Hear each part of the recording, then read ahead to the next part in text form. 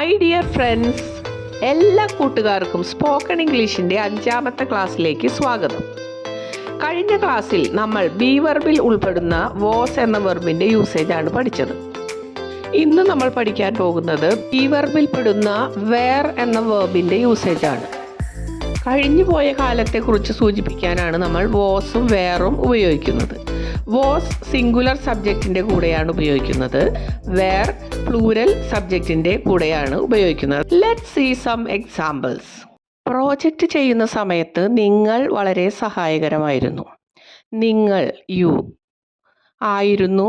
Where വളരെ സഹായകരം, very helpful. നിങ്ങൾ വളരെ സഹായകരമായിരുന്നു. എങ്ങനെ പറയും? You were very helpful. Project ചെയ്യുന്ന സമയത്ത്, എന്തെങ്കിലും നടക്കുന്ന സമയത്ത് എന്ന് സൂചിപ്പിക്കാൻ നമുക്ക് ഡ്യൂറിങ് എന്ന വേർഡ് ഉപയോഗിക്കാം. അപ്പോൾ പ്രോജക്റ്റ് ചെയ്യുന്ന സമയത്ത് എന്ന് പറയാൻ ഡ്യൂറിങ് ദ പ്രോജക്റ്റ്. യു ആണ് ഇവിടെ സബ്ജക്റ്റ്. സെൻറ്റൻസിൽ പറയുമ്പോൾ സബ്ജക്റ്റിന് ശേഷം വേർബാണ് വരുന്നത്, അതായത് യു വേർ. അപ്പോൾ സെൻറ്റൻസ് എങ്ങനെ വരും? You were very helpful during the project. അപ്പോൾ ഡ്യൂറിങ് ദ പ്രോജക്റ്റ് എന്നുള്ളത് നമ്മൾ സെൻറ്റൻസിൻ്റെ അവസാനമാണ് ചേർത്തിരിക്കുന്നത്. യു എന്ന വേർഡിന് നീ എന്നും നിങ്ങളെന്നും അർത്ഥമുണ്ട്. അതുകൊണ്ട് തന്നെ യു സിംഗുലർ സബ്ജക്റ്റായും പ്ലൂരൽ സബ്ജക്റ്റായും യൂസ് ചെയ്യാവുന്നതാണ്. നിങ്ങൾ എന്നാൽ പ്ലൂരലാണ്, നീ എന്നാൽ സിംഗുലർ. ഒരാളെക്കുറിച്ചോ ഒരു വസ്തുവിനെക്കുറിച്ചോ പരാമർശിക്കുമ്പോൾ സിംഗുലർ എന്നും, ഒന്നിൽ കൂടുതൽ ആളെക്കുറിച്ചോ വസ്തുക്കളെക്കുറിച്ചോ പരാമർശിക്കുമ്പോൾ പ്ലൂരൽ എന്നും പറയുന്നു. രണ്ട് കേസിലും, അതായത് യു സിംഗുലർ ആയാലും പ്ലൂരൽ ആയാലും, യുവിൻ്റെ കൂടെ വെർബിൻ്റെ പ്ലൂരൽ ഫോമാണ് യൂസ് ചെയ്യുക. ഇവിടെ ആയിരുന്നു എന്നർത്ഥമാക്കാനായിട്ട് വേർ യൂസ് ചെയ്തിരിക്കുന്നു. അത് പ്ലൂരൽ ഫോമിലുള്ള വേർബാണ്. റിസൾട്ടിൽ അവർ സന്തുഷ്ടരായിരുന്നു. എങ്ങനെ പറയും? അവർ, ദേ. സന്തോഷം അല്ലെങ്കിൽ സന്തുഷ്ടർ എന്ന് സൂചിപ്പിക്കാൻ ഹാപ്പി. അവർ സന്തുഷ്ടരായിരുന്നു. They were happy. റിസൾട്ടിൽ അവർ സന്തുഷ്ടരായിരുന്നു. എങ്ങനെ പറയും? They were happy with the results. ഇവിടെ വിത്ത് ദ റിസൾട്ട്സ് എന്നുള്ളത് നമ്മൾ സെൻറ്റൻസിൻ്റെ ലാസ്റ്റാണ് വച്ചിരിക്കുന്നത്. ഞങ്ങൾ ഈ സർവകലാശാലയിലെ വിദ്യാർത്ഥികൾ ആയിരുന്നു. എങ്ങനെ പറയും? ഞങ്ങൾ, വി, വിദ്യാർത്ഥികൾ, സ്റ്റുഡൻസ്. സർവകലാശാല, യൂണിവേഴ്സിറ്റി. ഞങ്ങൾ ഈ സർവകലാശാലയിലെ വിദ്യാർത്ഥികളായിരുന്നു. We were students at this university. നിങ്ങളായിരുന്നു ആദ്യം എത്തിയത്. നിങ്ങൾ ഏതാ വേർഡ്? യു. എത്തുക എന്നുള്ളതിനുള്ളതാണ് എറൈവ്. ആദ്യം, ഫസ്റ്റ്. അതിന് മുന്നേ നമുക്ക് എംഫസൈസ് ചെയ്യാനായിട്ട് ദ ചേർക്കാം. The first. ആയിരുന്നു, വേർ. അപ്പോൾ എങ്ങനെയാണ് ഓർഡർ വരിക? സബ്ജക്റ്റിന് പിന്നാലെ verb. You were the first to arrive. Okay. കഴിഞ്ഞ ശനിയാഴ്ച ഞങ്ങൾ മ്യൂസിയത്തിലായിരുന്നു. എങ്ങനെ പറയുമെന്ന് ആലോചിച്ച് നോക്കൂ. സെൻറ്റൻസിൻ്റെ തുടക്കത്തിൽ എപ്പോഴും നമ്മൾ സബ്ജക്റ്റാണ് വെക്കുന്നത്, അതിൻ്റെ പിന്നാലെ നമ്മൾ വേർബ് വയ്ക്കുന്നു. അപ്പോൾ എങ്ങനെ വരും? We were. പാസ്റ്റ് ടെൻസിലാണ് നമ്മൾ പറയുന്നത്, കഴിഞ്ഞു പോയ കാര്യമാണ് പറയുന്നത്. അപ്പോൾ വി വേർ മ്യൂസിയത്തിൽ, അറ്റ് ദ മ്യൂസിയം. കഴിഞ്ഞ ശനിയാഴ്ച, last Saturday. We were at the museum last Saturday. നിങ്ങൾക്ക് സംഗീത കച്ചേരിയെക്കുറിച്ച് വളരെ ആവേശമായിരുന്നു. എങ്ങനെ പറയാം? സംഗീത കച്ചേരി, ഏതാ വേർഡ്? കൺസേർട്ട്. വളരെ ആവേശം അല്ലെങ്കിൽ ഉത്സാഹം എന്ന് സൂചിപ്പിക്കാൻ വെരി എക്സൈറ്റഡ്. എന്തിനെങ്കിലും കുറിച്ച് അല്ലെങ്കിൽ സംബന്ധിച്ച് എന്ന് കാണിക്കാനുള്ള വേർഡാണ് എബൌട്ട്. സംഗീത കച്ചേരിയെക്കുറിച്ച്, എബൌട്ട് ദ കൺസേർട്ട്. സെൻറ്റൻസിൽ എങ്ങനെ പറയും? You were very excited about the concert. അവർ മത്സരത്തിൽ ഏറ്റവും നല്ല ടീമായിരുന്നു. ഏറ്റവും നല്ല ടീം, ദ ബെസ്റ്റ് ടീം. മത്സരത്തിൽ, ഇൻ ദ കോമ്പറ്റീഷൻ. സെൻറ്റൻസ് എങ്ങനെ വരും? They were the best team in the competition. നിങ്ങൾ എന്നോട് എപ്പോഴും വളരെ ദയയുള്ളവരായിരുന്നു.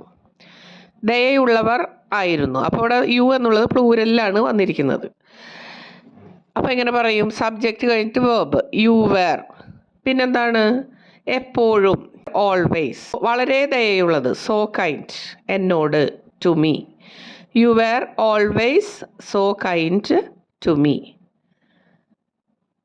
Is it clear to you? അവർ നിരവധി വർഷങ്ങളായി സുഹൃത്തുക്കളായിരുന്നു.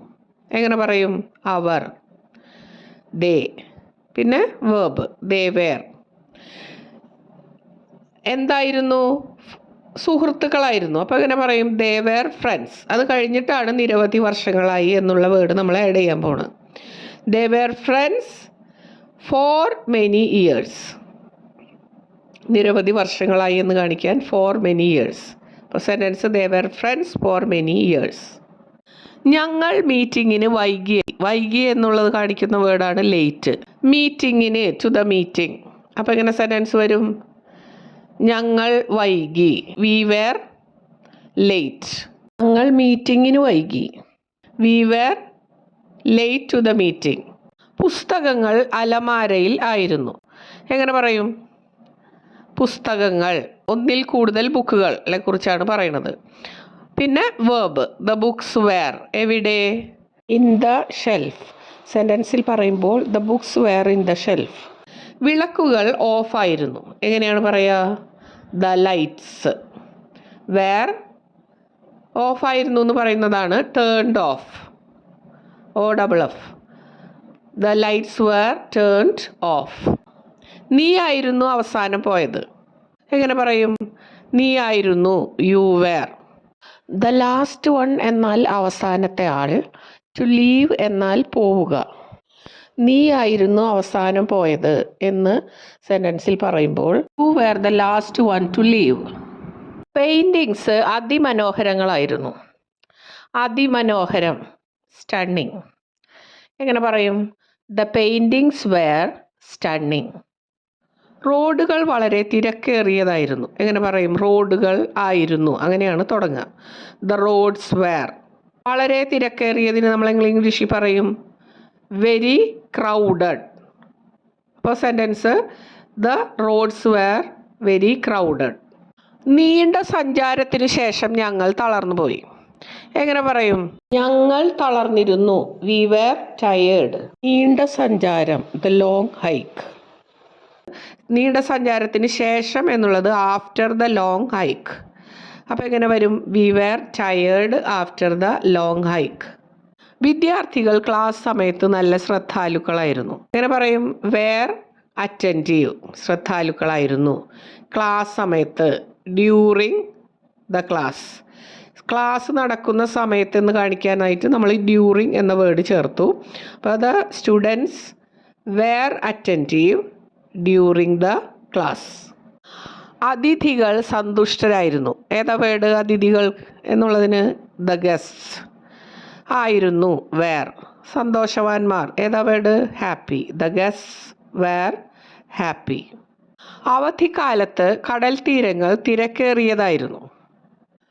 ഇംഗ്ലീഷിലെ സെൻറ്റൻസ് കേൾക്കുന്നതിന് മുൻപ് തന്നെ സ്വയം ഉണ്ടാക്കാനൊന്ന് ശ്രമിച്ചു നോക്കൂ. എങ്ങനെയാണ്? കടൽ തീരങ്ങൾ, ദ ബീച്ചസ്. പിന്നെ വേർബ് ദ ബീച്ചസ് വെയർ.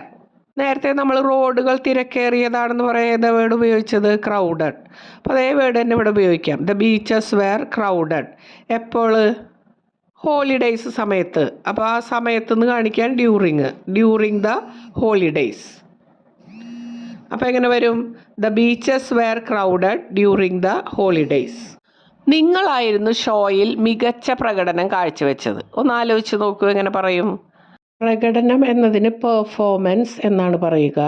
പ്രകടനം കാഴ്ചവെച്ച ആൾ എന്നതിന് പെർഫോമർ. നീയായിരുന്നു, U were. ഏറ്റവും നല്ല പ്രകടനം കാഴ്ചവെച്ച ആൾ, ദ ബെസ്റ്റ് പെർഫോമർ. ഷോയിൽ, in the show. In the show എന്നുള്ളത് നമ്മൾ ഏറ്റവും ലാസ്റ്റാണ് വെക്കുന്നത്. അപ്പോൾ എങ്ങനെ വരും?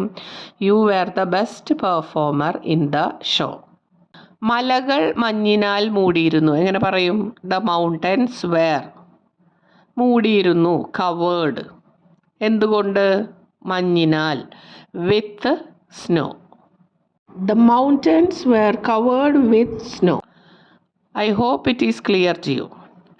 എല്ലാവരും ഇതുപോലെ പ്രാക്ടീസ് ചെയ്യുക. ഇതുപോലെ പ്ലൂരൽ സബ്ജക്റ്റ് വെച്ചുകൊണ്ട് പാസ്റ്റിലുള്ള അഥവാ കഴിഞ്ഞു പോയ കാര്യങ്ങളെക്കുറിച്ച് ഓരോ സിറ്റുവേഷൻ ഉണ്ടാക്കി പറയാനായി ശ്രമിക്കുക.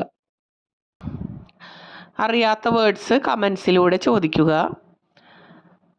My dear friends, here I am winding up the class today. That's all for today's lesson. Thank you for joining me. I hope you enjoyed today's class and learned something new. Keep on watching the classes. If you have any questions, feel free to leave them in the comments below. Thank you so much. See you in the next class.